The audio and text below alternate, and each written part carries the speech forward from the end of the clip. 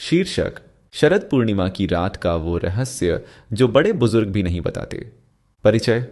आप सोचते हैं कि आप शरद पूर्णिमा के बारे में सब जानते हैं, लेकिन मैं आपको एक ऐसा रहस्य बताने वाला हूं जो सदियों से छिपा हुआ है।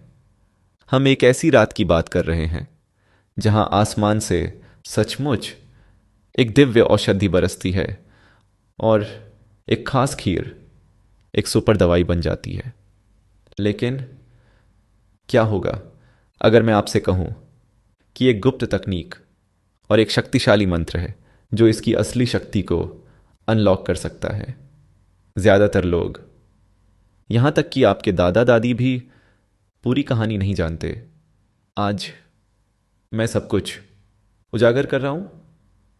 चैनल पर आपका स्वागत है। आज हम बात कर रहे हैं पूरे साल की सबसे शक्तिशाली रात के बारे में, शरद पूर्णिमा। इसे कोजागरी पूर्णिमा और रास पूर्णिमा भी कहते हैं। ये वो एक रात है जब चंद्रमा अपनी सभी 16 दिव्य शक्तियों से सुपरचार्ज हो जाता है। और ये 16 कलाएं आखिर हैं क्या? हम सिर्फ चांद के आकार की बात नहीं कर रहे, हम बात कर रहे हैं दिव्यता की 16 अवस्थाओं की, जैसे अमृता, चमक और कांति। केवल भगवान श्री कृष्ण ही 16 कलाओं के अवतार थे। यही कारण है कि यह रात बिल्कुल अविश्वसनीय है। यह सिर्फ एक त्योहार नहीं है, यह प्रकृति, विज्ञान और आध्यात्मिकता का एक अद्भुत संगम है। तो सबसे पहले चलते हैं उस अमृत वर्षा के रहस्य की ओर, जिसके बारे में लोग हजारों सालों से बात कर रहे हैं। भाग एक, अमृत वर्षा का अलौकिक रहस्य। तो जब लोग कहते हैं कि शरद पूर्णिमा पर अमृत बरसता है, तो इसका असल मतलब क्या है? इसके पीछे दो अविश्वसनीय सिद्धांत हैं। एक पौराणिक कथाओं से और दूसरा शुद्ध पारंपरिक ज्ञान से। पौराणिक कथा के अनुसार जब देवता अमृता का अमृत बांट रहे थे तो कुछ बूंदें छलक गईं और माना जाता है कि इसी एक रात चंद्रमा अपनी किरणों से उन्हीं अमृत कणों को पृथ्वी पर वापस बरसाता है। इसीलिए इस रात को परम आरोग्य की रात कहा जाता है।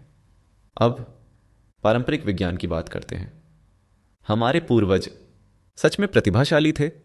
वे जानते थे कि शरद पूर्णिमा पर चंद्रमा की किरणें असाधारण रूप से शक्तिशाली होती हैं। आधुनिक विज्ञान इसे अमृत नहीं कहता, लेकिन यह मानता है कि चंद्रमा का गुरुत्वाकर्षण पृथ्वी के जल तत्व को गहराई से प्रभावित करता है। और याद रखिए, आपका शरीर लगभग 70% पानी है। इसलिए यह माना जाता है कि ये चंद्र किरणें आपके मन और शरीर पर गहरा सकारात्मक प्रभाव डालती हैं। यही कारण है कि खुले आसमान के नीचे रखी गई खीर एक सुपर फूड बन जाती है। भाग दो, मां लक्ष्मी का आगमन और का जागती का रहस्य। इस रात को कोजागरी पूर्णिमा कहा जाता है। कोजागरी संस्कृत शब्द का जागती से बना है। अर्थ कौन जाग रहा है। मान्यता है कि इस एक रात मां लक्ष्मी पृथ्वी पर विचरण करती हैं, घर घर जाकर देखती हैं और पूछती हैं, कौन जाग रहा है?